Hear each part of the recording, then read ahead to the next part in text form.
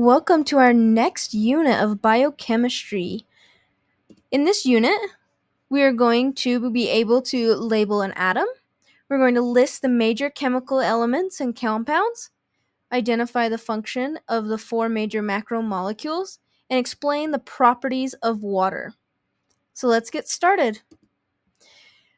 As we talked about in our overview, we go from microscopic to macroscopic. So we're going to start with atoms. Atoms is the smallest unit of an element. All living and non-living things are made of atoms. So as you can see, we have animals, we have matter, we have non-living things. All of these are created by atoms in the smallest sphere. So atoms are made up of three parts. You have the electrons. These are negatively charged and they actually surround the nucleus. You can kind of see in that little diagram there. Then you have the protons. Protons are positively charged and they are found in the nucleus. The nucleus is located in the center of the atom.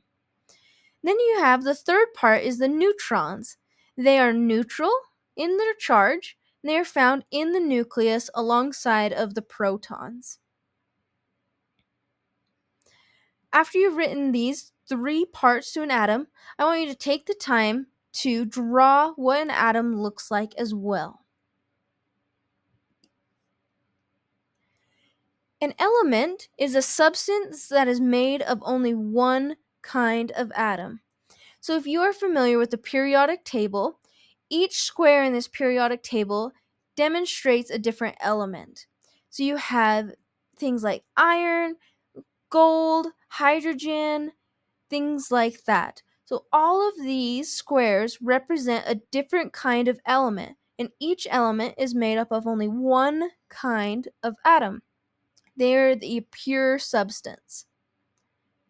From an element, we get a molecule. A molecule is a bond between two atoms of either the same or different element. So some examples are nitrogen gas, or N2. You can see that two nitrogen atoms are bound together to make N2 nitrogen gas. Or you have H2O, which has two hydrogen atoms and one oxygen atom. So these two examples would be considered molecules. One would be the same, and one would have different atoms. Then you have a compound. Compounds are molecules that have bonds between two or more different elements. Some examples would be our H2O water again. It would fall under either molecule or compound.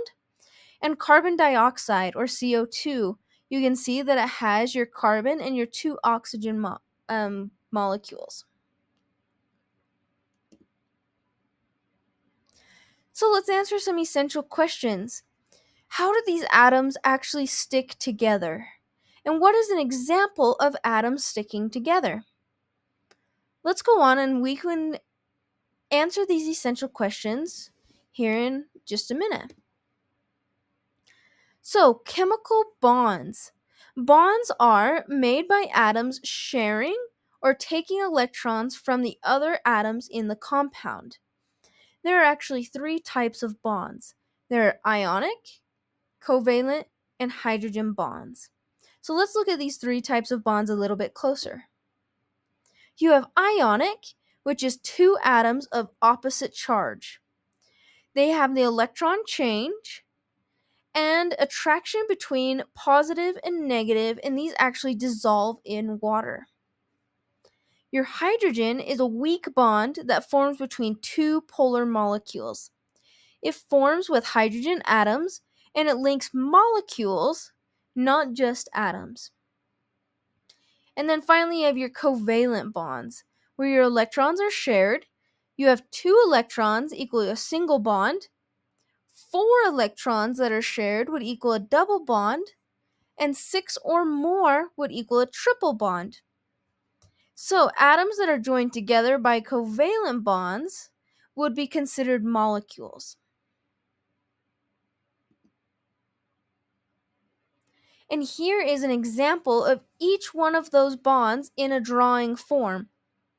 So you can see in your ionic bond that they have that electron exchange, where they transfer the electrons between atoms to form an ionic bond or an ionic molecule. Your hydrogen bond have your atoms where they are connected between molecules. And then your covalent bonds where you have the electron sharing. So you can see there in this diagram that you have the two electrons that are being shared, so it's a single bond, and it fills up that final covalent bond. Then you have chemical reactions. Chemical reaction is a process where molecules interact, break apart, or combine to form new substances. So in our example here, you have your reactants, so H2, and then it would interact with your oxygen molecule and combine to form our new product, which is H2O or water. So this is what a chemical reaction is. And based on our chemical bonds, you can have chemical reactions with some of these molecules. And if you look at your elements on your periodic table, some are a lot more reactive than others. And that's why they would have to have these chemical bonds in order to avoid having negative chemical reactions. And chemical reactions happen in our bodies all the time. That is what makes us be able to digest food. It's what lets us heal wounds, things like that. And then finally, let's look at the difference between inorganic and organic.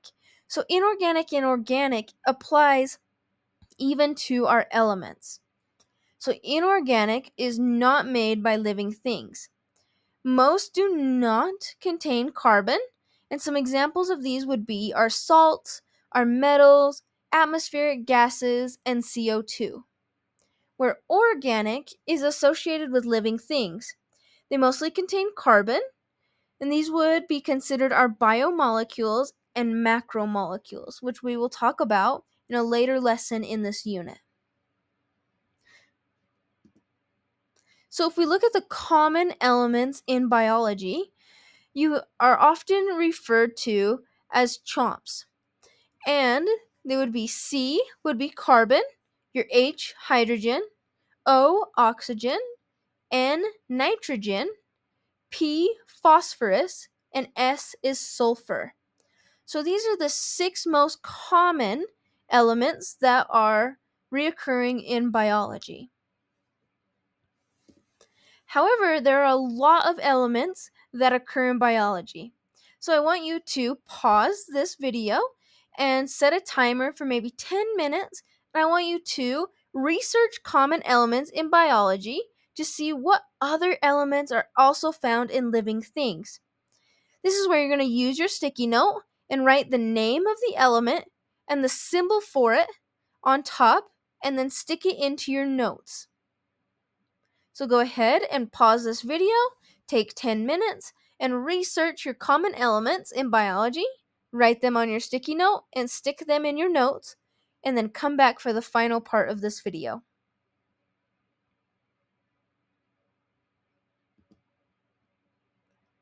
And finally, we're going to do our scavenger hunt. So after researching the most common elements, and you've written them in your notes using your sticky notes, it is time for our activity. So we're going to identify living organisms and research what elements they are made of. And I want you to even do a couple non-living items and compare them to our living organisms. And write these examples under your sticky notes. So for example, you might research what a plant is made of. Well, a plant is made of several different elements. One of them might be carbon. So underneath your sticky note that has carbon in it, you're going to write plants. Make sure you do, like I said, a couple non-living items as well, so that you can compare and contrast which elements show up in living things and which ones are less prevalent in non-living things. Okay, so go ahead and start your scavenger hunt, research these items, and see what you find.